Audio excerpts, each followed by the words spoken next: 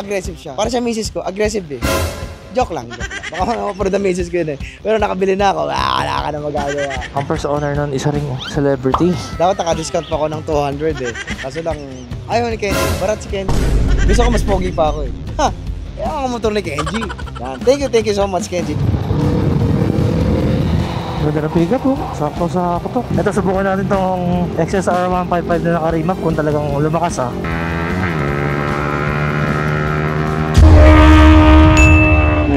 So ito mga katingin, di-deliver natin itong Kawasaki Z650 RS sa isang celebrity. Kilala niyo ba yun? Celebrity ng GMA.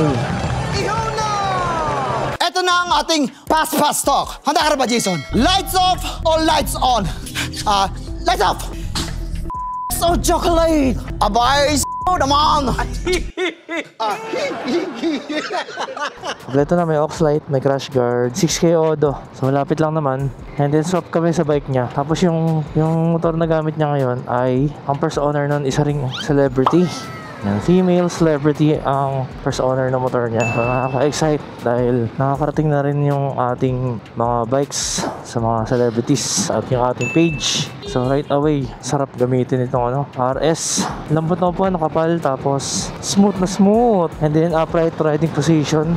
Stock pa yung handlebar niya. So nagustuhan daw ni boss dito kasi pang chill ride.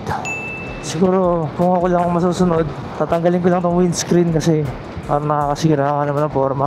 Kasi nilagay yung windscreen dito pang sport touring yung korte. So, hindi bagay din sa motif ng motor kasi yung headlight niya bilog. Dapat yung windscreen pabilog din. Yun yung pagkakaalam ko. Hindi pwede yung may mga edges na ganyan. And today is Friday 9 AM na napaka-traffic na. Gusto ko sumama ni Mrs. Katingin, sabi ko wag na lang kasi traffic eh. Ang lakas ng front brake niya, dual disc. Kasi pag piniga mo, hinto ka agad yun. Sarap nung naka-dual disc.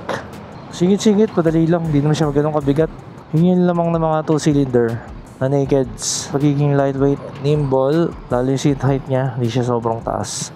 Perfect sa mga beginner. And by the way, first big bike niya pala to. Kaya tama-tama naman napili niya.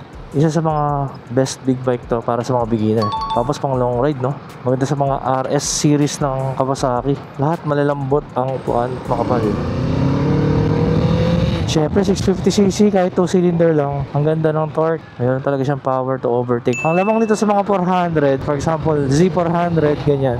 Ang lamang nito Z650 sa Z400. Sa Z400 kailangan mong galitin lagi yung RPM para makuha mo yung optimal na hatak dito.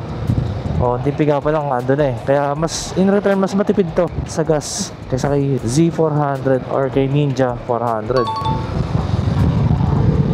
Ganito yung magandang oras bumiyahe yung nakakatapos lang ng rush hour, tapos papunta pa lang yung mga truck, lift pa lang ng truck van. So yun nga, napag-usapan nga namin ni boss na sa GMA daw ang dami ng artista ang naka-motor ngayon. Eh kasi naman, di ba? Pag motor ngayon, necessity, hindi na siya libangan. Kahit na masabi mong big bike, hindi na siya, yung leisure bikes eh. Necessity na siya. Kasi kailangan mo dumaan ng skyway or expressway minsan pag may pupuntahan ka kaysa mag-service road ka. Yung oras kasi sabi niya, nasa-save niya ng oras, nakakasama niya pa yung pamilya niya ng mas mahaba kaysa pagkotse ka. Ako, ang haba ng biyahe mo, yung oras sayang eh. So kailangan lang ingat, iba yung pag-iingat. Huwag maging kamote sa kalsada para siguradong makauwi ang safe. Kung may kumakarera sa'yo, hayaan mo siya mauna.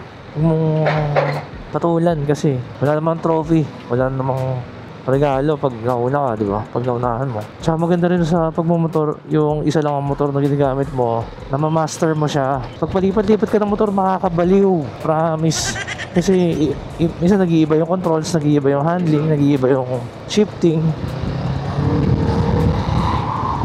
Yung behavior ng motor, nakakabaliw talaga. Sobrang tahimik na stock pipe. Kaya sabi ko nga, pagka sakali, kung may time siya, pwede niyang palitan yung exhaust. Pero yung mahaba, para tahimik lang din. Huwag yung maingay. Para may konting tunog lang, tsaka gagaan. Pero minsan kasi nakaka-relax din talaga yung stock exhaust. Parang sa sa drugstore. Gusto ko yung stock exhaust lang. Para relax lang tayo.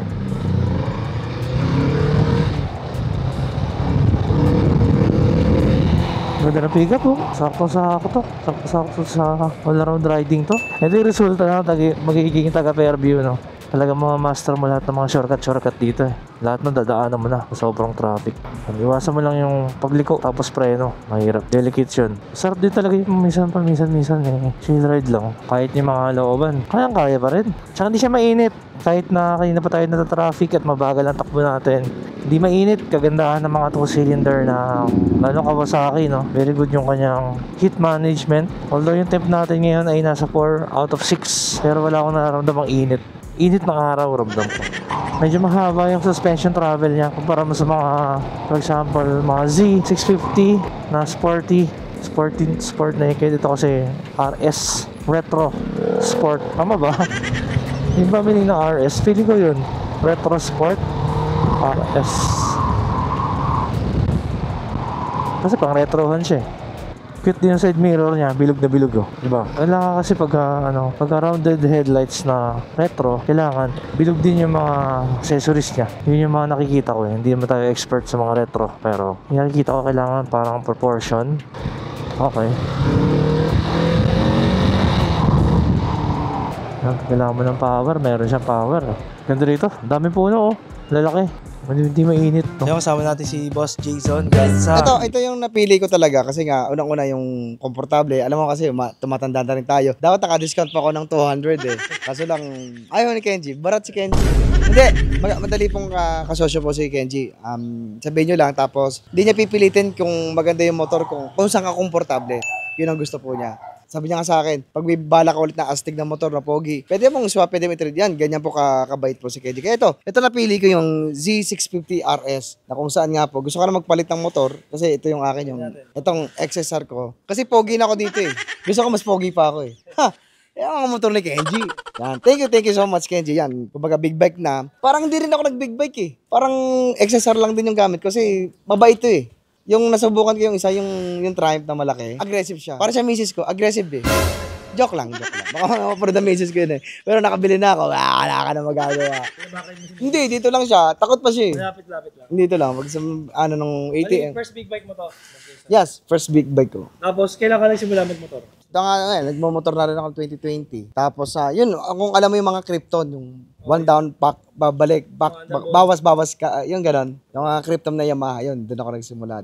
Kaya ito, sarap, ganda yung upuan. Para din siya, adventure bike na Medyo rin upright din eh. Kaya sarap.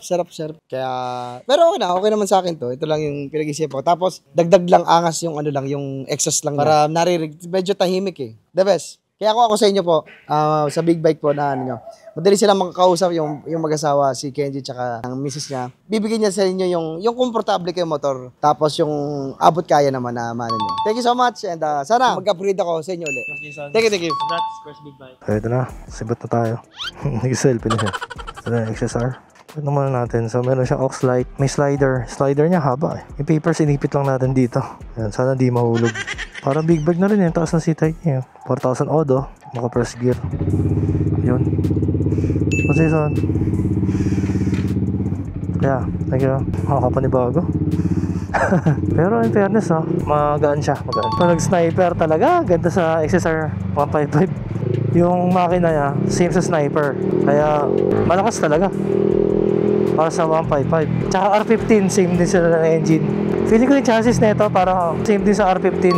Yan. So shoutout kay Boss Jason Gainza. Idol natin yan.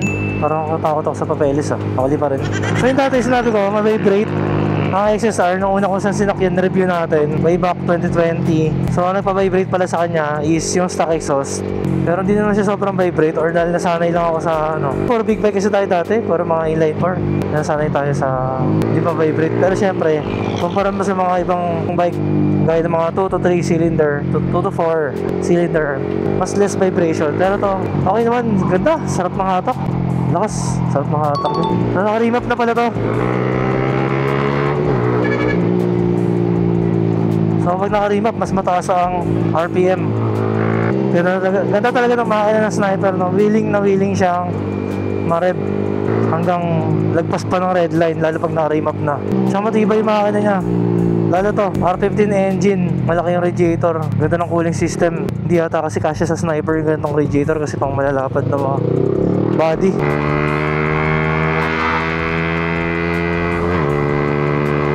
ganda ng hatak.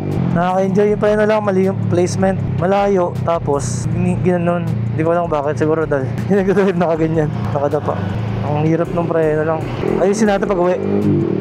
Preno. So, napakagana niya dahil naka aftermarket exhaust na. Mabigat din yung stock eh. Haba nun, tsaka malapad. Ayun nga, ramdam ko na yung vibration. Meron siya RPM na ma-vibrate nga talaga. Pero pag nalampasan mo naman yun, smooth na. Siguro dahil na marami siyang parts, mapangabakal-bakal, kaya mas ma-vibrate siya kumpara sa sniper. Di ko rin masabi ah. Yung sniper kasi, siguro less moving parts or less na mga accessories sa katawan. Hindi siya ganun ka-vibrate eh. So yun, yun yung difference para sa akin. Pero overall ah, ang ganda niya. Para siya big bike. Malaki. Ito yung nakakita ko ng XSR. Ito yung may nakakasabay ako, kala ko big bike eh. Tsaka suspension, maganda. Upuan, maganda rin. More on the sporty side siya. Eh dahil nga mataas siya, mas maganda-ganda yung suspension travel niya oh. Medyo magaan lang yung manibela kasi nga magaan yung motor eh.